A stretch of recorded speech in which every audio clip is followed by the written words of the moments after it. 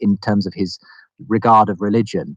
And so I think this will be a fascinating conversation between John Lennox and Dave Rubin on the Friday night, as they're going to be discussing "Is God Dead?" It's going to be a conversation on culture, faith, and the modern world. And so that alone, is worth coming along to. But we're going to follow that up on the Saturday with a full conference at Calvary Chapel, Costa Mesa, where John Lennox will be there again. But we're going to also be joined by people like Mary Jo Sharp, J. Warner Wallace, AJ Roberts, who else? Ruth Jackson. I'll be speaking. Brian Brodesson will be there. So we're going to have all kinds of seminars and plenary sessions and really loads of great stuff for people to get their teeth stuck into. And all of the details, ticketing options and everything for the 11th and 12th of October available over at unbelievable.live. Perfect. And I was so excited when I saw John Lennox come in. You were coming again. I met you about 2 years ago, I think. It was the first time you were here at the at Church Every Day Unbelievable Live event with Sean McDowell and Ryan Bell. That was over 3 years ago. 3 years. Yeah, that's right. 2016.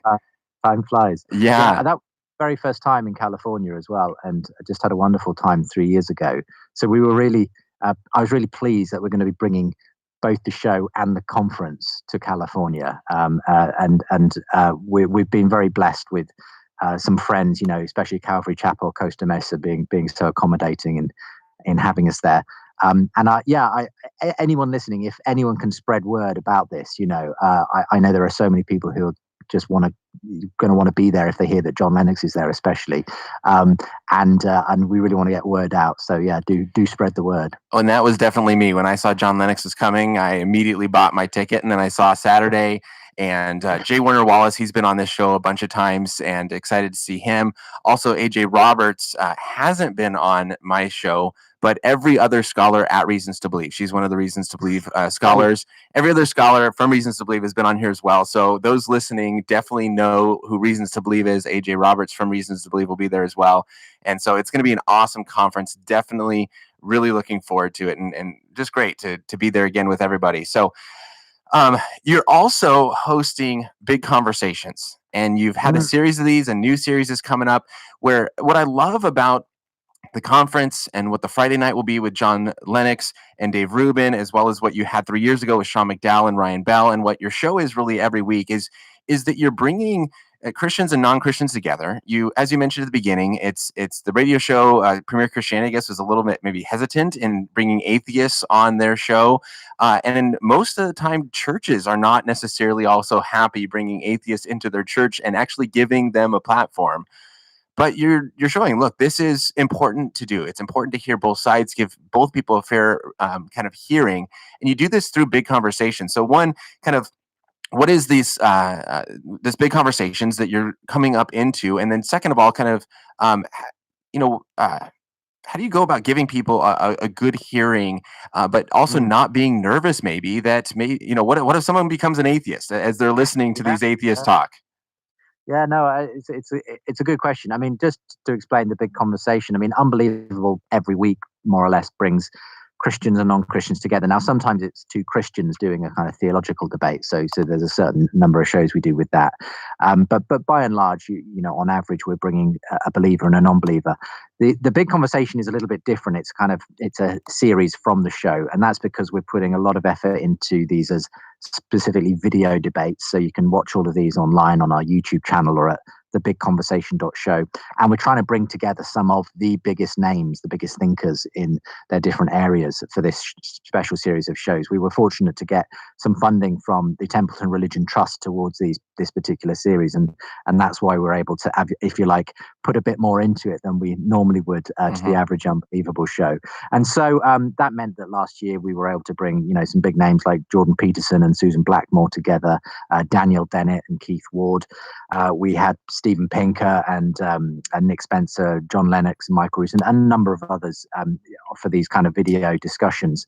And doing the same thing this year, we just launched with Brett Weinstein and Alistair McGrath, a live recording that we did with them in London. We've got still to come Bill Craig and Roger Penrose discussing God and the universe, Bart M. and Peter J. Williams discussing Jesus and the gospel. and others to be announced. And of course, this John Lennox and Dave Rubin will be one of those when we record that Okay. in California. So loads of interesting stuff. This is kind of the idea is that we kind of get the show out to even more people. It's been a great way of raising awareness of the program by bringing on these big names and having the budget to kind of go a bit further afield than we normally would. Yeah. I mean, you asked a great question though, as to it's not a very safe thing to do, because you are giving a platform to very cogent, persuasive atheist voices. Now, my job, of course, is to make sure they're balanced equally by Christians who can hold their own and make the case for Christianity. But in a way, I would say Unbelievable to some extent does come with a health warning, which is that you're going to hear two perspectives here. You've got to be ready for that. And if you don't like that, you might not want to listen to the show. But in my view, it's difficult to avoid bumping into skepticism wherever you happen to be in the world today, unless you literally live in a bubble. You're only a Google click away from someone tearing down the Christian faith online. And in my view, we just have to bite the bullet. Christians have to realize we can't live in a bubble anymore. We have this thing called the internet, and all of our young people are on it. And therefore, we might as well have these conversations where at least you've got a sensible Christian voice on the other side. I'd rather have that than them simply just to be reading Dawkins or Hitchens or whoever, and only getting one side of the conversation. So I think it's worth the risk, essentially. I think that actually, people are all on all kinds of different journeys. There's no guarantee someone listening to an Unbelievable show is always going to side with the Christian.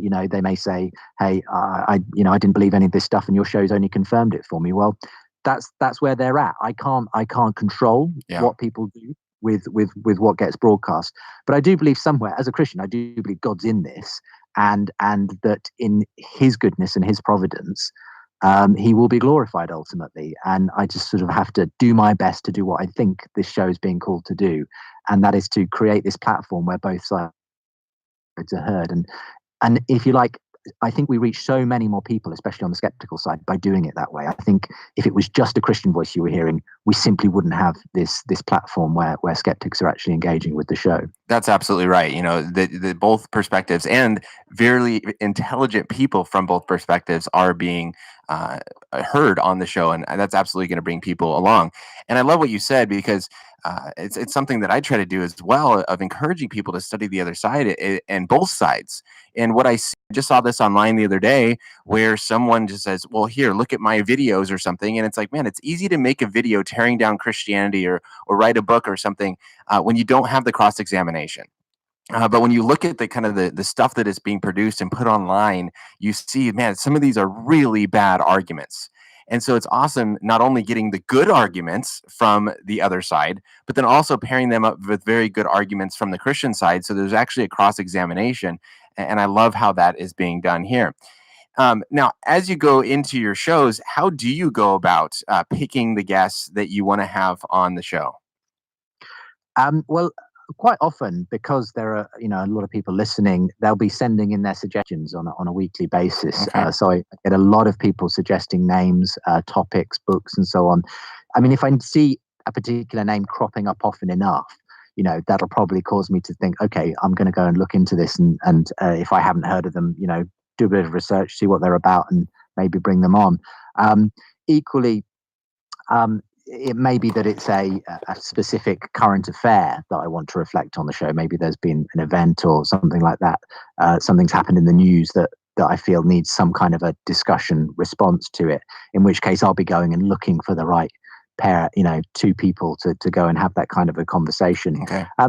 I'm part of a wider radio station here in London, Premier Christian Radio. And so the advantage of that is that we get all kinds of authors and people coming through anyway, who are maybe on a book tour in the UK, and that will give me the opportunity to get hold of someone who, if it was just me in my living room doing a podcast, I might not have the opportunity to interview and have some of the people on that we do get. But being a central London radio studio kind of gives you probably more opportunities than you'd have otherwise to bring some interesting people on. So it's a combination of different things, and very often, some shows come together, within a week of starting to, look into it. other shows, you're organizing 6 months ahead of time because the people and the schedules you're talking about.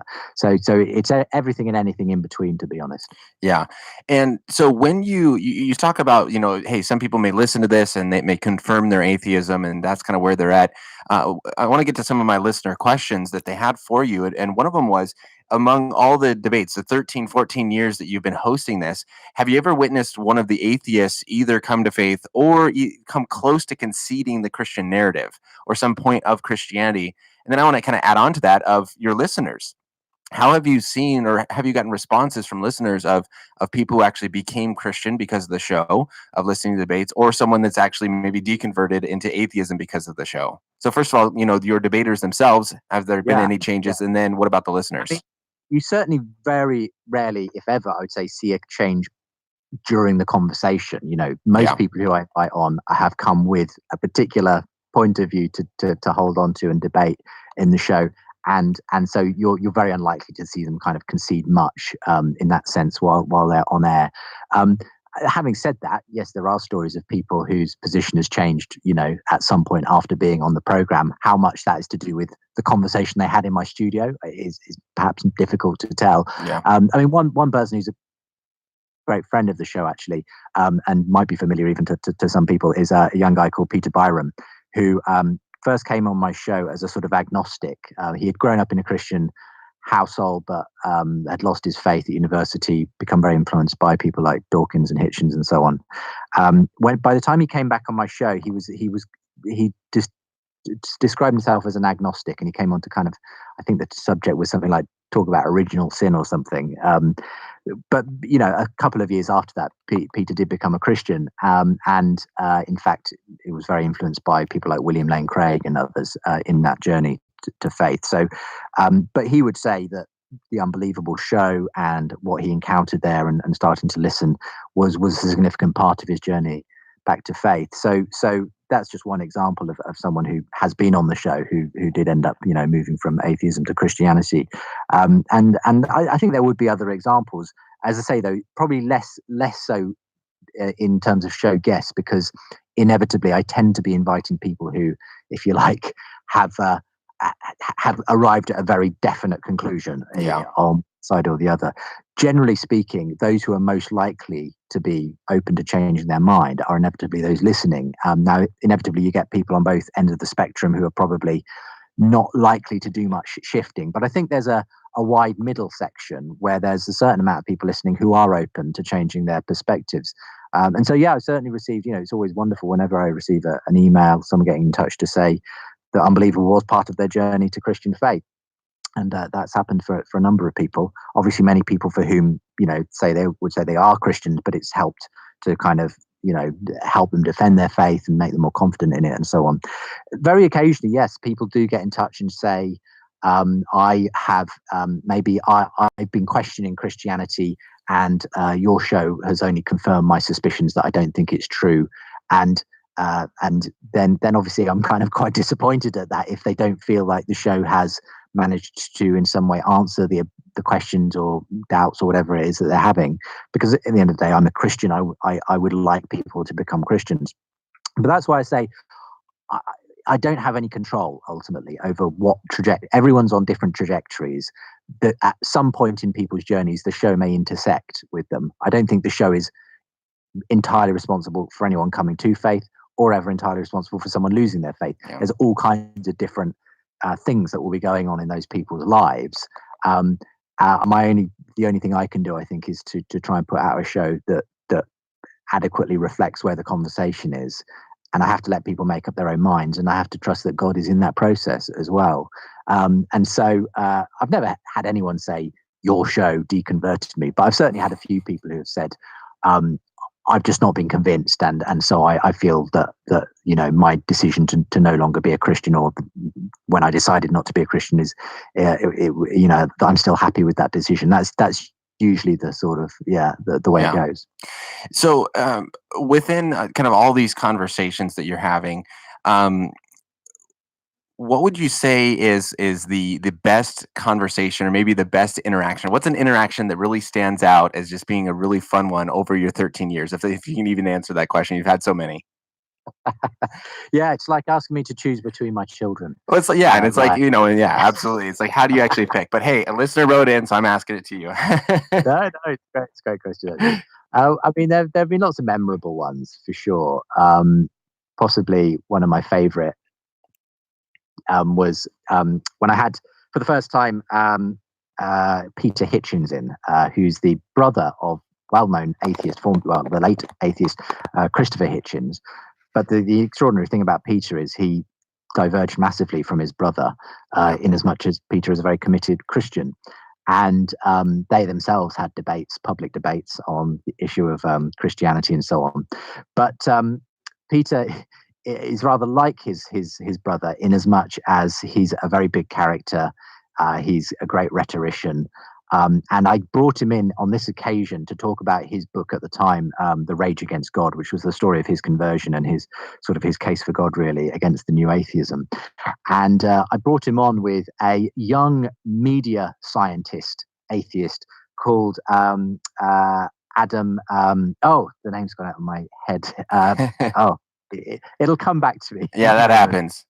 But he's actually a reasonably well-known media commentator now, on science and so on, on the BBC here in the UK. But on this occasion, I brought him on to have this discussion as an atheist with Christopher Hitchens and with Peter Hitchens. I apologise, and bless him, Peter more or less made mincemeat of him because he just sort of went for him, especially when the topic of abortion came up, and it was. It was a guilty pleasure, if I put it that way, watching Peter Hitchens sort of dismantle this guy in front of me because I just felt kind of sorry for him because it was not a fair fight in that sense. Peter was the far more seasoned of the two in terms of his speaking and journalism and that kind of thing, and he knew exactly how to play the debate. So that was an interesting one and a memorable one. If there was ever one where you want to feel like the Christian really came out top, it was probably that show. But that's for some reason that one does stick in my memory because I just remember seeing the poor other guest sort of squirming in his seat as he got ripped apart. Yeah, absolutely. Wow. So we got about 6 minutes. I want to jump in, kind of get through a couple more here from listeners. But the first one is you often get the objection, well, you Christian, you're just, maybe closed-minded. You haven't been exposed to these things. You don't know the arguments or you just believe because your family told you so or whatever it may be are some of the objections that you get. But here, you're someone who has probably moderated more debates, more discussions than maybe anyone in the world. I don't know, doing one every week for the last 13 years. What do you see as maybe being the biggest argument, the most compelling argument from atheists? And then kind of like, are there good Christian responses to that? I think there are a lot of really interesting and good, responses from atheists to Christianity. I think some of the hardest ones, inevitably, that you bump up against are things like the problem of evil and suffering. It's not that there aren't answers to that, but when it's presented, especially in a very kind of emotional way, then it's very hard to sound. Any answer can sound rather cold and clinical if it's a sort of purely philosophical, theological answer, because it's such a subject that hits so close to home emotionally, the problem of suffering. So I think inevitably that's a hard one for Christians to respond to, and they have to do it very carefully when they do that. Yeah. I think, one of the key ones that seems to become a real issue over the last decade or so is what do you do with certain parts of the Old Testament, which seem to, where the actions of the Israelites or God or whatever appear to be morally dubious as far as the atheist is concerned. And I think that can be a tough one for a Christian to navigate because there are a number of options on the table on there as to how you respond to some of the issues of Old Testament violence and so on. And I don't think Christians are always very aware. I don't think they always know exactly how to deal with that kind of an objection to faith. So I think that's a tough one as well. And so after listening to these for a long time, you're obviously still a Christian. So what do you see as being maybe one of the more compelling counter responses for Christianity? Yeah, I mean, in a way, in a funny way, one of the best counter responses I think is tied into both those objections. Funnily enough, because they're both objections that turn on the fact of evil. You know, and they're both leveling a kind of the blame at God for this evil that exists, whether it be as they see it in the Old Testament or in the world or whatever. And for me, I would go back to the fact that actually it was the fact of evil that actually brought someone like C.S. Lewis to believe in God, because he recognized, if I'm going to have this moral indignation at evil, I've got to ask myself, well, what am I? Where am I getting this standard from? If the world is simply an atheistic, naturalistic world, which is just matter in motion and the laws of the universe operating according to mechanistic principles, there is no standard of right or wrong out there. There just is what there is. And for me, I, like most people, like Lewis, they recognize actually that's not the way the world works. There is such a thing as good and evil. And there are ways we ought to treat each other. There is such a thing as human dignity, value, and worth. And when you but the problem is you can't ground any of those things on a naturalistic framework, and so it opens up the God question rather than closing it down. So I think that's an incredibly important thing. I find that a very compelling evidence for the existence of God, what's often called the moral argument. Yeah. And that's one I will often reach for. Perfect.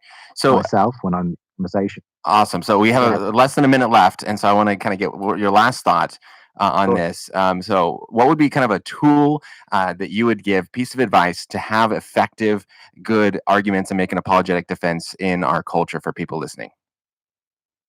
What would be the right tool? Or a piece of advice for people getting into conversations. Yeah, I think my first piece of advice would simply be to listen properly, to know what the questions the person is asking. Sometimes we go in assuming we know what people's problems or questions or objections are, and actually they're not always the ones we think they are. So be sure to listen as much as you speak, and don't. And when you do respond, don't allow it to be that knee-jerk response. I think very often our responses to objections against God and Christianity come from a place of a sort of knee-jerk response of fear. But actually, it's okay if someone is attacking Christianity. Don't respond in that way. We have to respond with grace and truth and love, gentleness and respect, as 1 Peter 3:15 puts it. And it's important that you keep the conversation going. You may not have the answer, but tell that person, I'm not quite sure how to answer that. Be honest, but I'd love to come back and continue this conversation. Go away, do some research, and continue the conversation. Keep it going. Awesome. Well, Justin, thank you so much for coming on the show. I really appreciate this conversation we had, and I hope that everyone listening attends the Unbelievable Conference next month here in California, and I'm excited to see you in 3 weeks there. Yeah, awesome. Thank you so much for giving me the opportunity to come on your show, Ryan, and I look forward to meeting you there on the 11th and 12th of October. Thank you very much. Perfect. Well, again, I'll say it again. Thank you. This is